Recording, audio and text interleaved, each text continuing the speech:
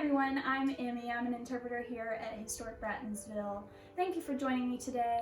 As always, if you have any questions, you can leave them down in the comments below. And today we'll be discussing and demonstrating preserving and pickling, both of which were practices done often in the eras that we interpret here. Okay, so in preserving, it was where fruit was made to last longer. In ancient Greece, they would take quince and mix it with honey to create something, and they would put it in a jar and pack it tightly.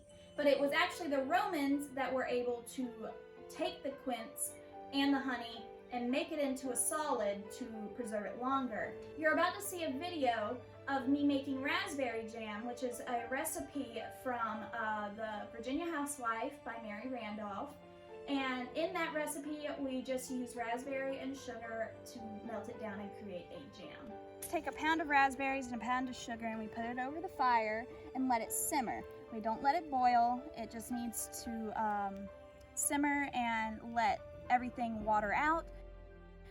And so it will become very liquidy, and then you can take it off the fire and it will harden back up to form a jelly or jam consistency. Now you can leave all the seeds and extra chunks of raspberry or whatever fruit that you use in the jam, or you can strain it out. I like to strain it out just because I like a more smooth jelly. So with pickling, like preserving, it was made to make food last longer, but instead of using sugar or honey to preserve, they would use vinegar or another acid. So vinegar would be made by putting starches, and alcohol would oxidize to create the vinegar. Now, wines, beers, and ciders were all used to become vinegars, and people would put food in wine and beer to preserve it because they both had a low pH. Gold needs to be kept in stoneware rather than regular glass or metal containers, because vinegar will dissolve metals that are in normal pots. So the Romans would take all their leftover pickling, whatever is left, probably the brine, and create a fish sauce called garum. Now garum was so powerful that only a few drops were needed to create an extreme fish taste.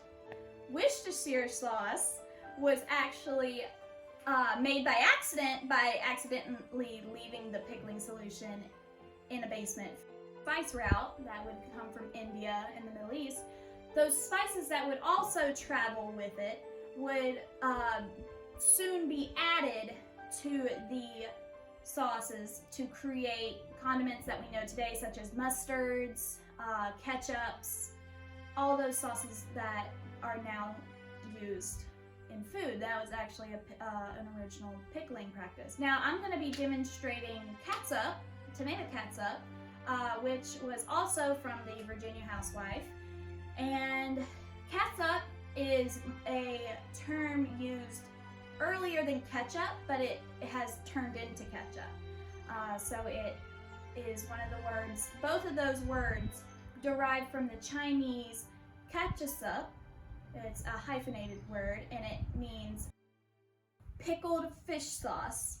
We're going to take these tomatoes. They have been simmering for about an hour, and I'm going to put them through the sieve, and then I'll add some onions and other condiments such as salt, pepper, and mace, and then put them back over the fire to cook, and then I will put it in a jar.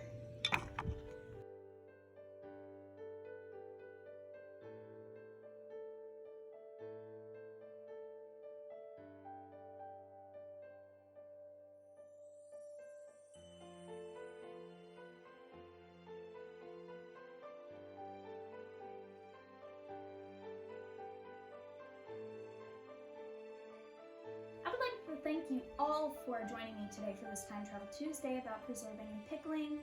Like always, you can leave your comments down below and we will get to them.